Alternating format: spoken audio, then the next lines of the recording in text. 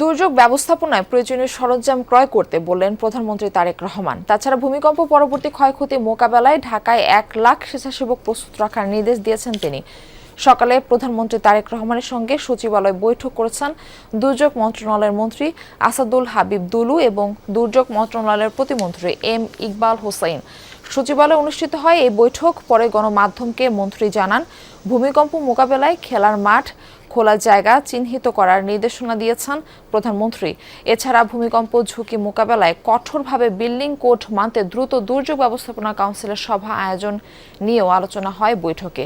পরবর্তীতে প্রধানমন্ত্রীর সাথে বৈঠক করবেন পররাষ্ট্রমন্ত্রী ডক্টর খলিলুর রহমান ও পররাষ্ট্র মন্ত্রণালয়ের উপদেষ্টা হুমায়ুন কবির।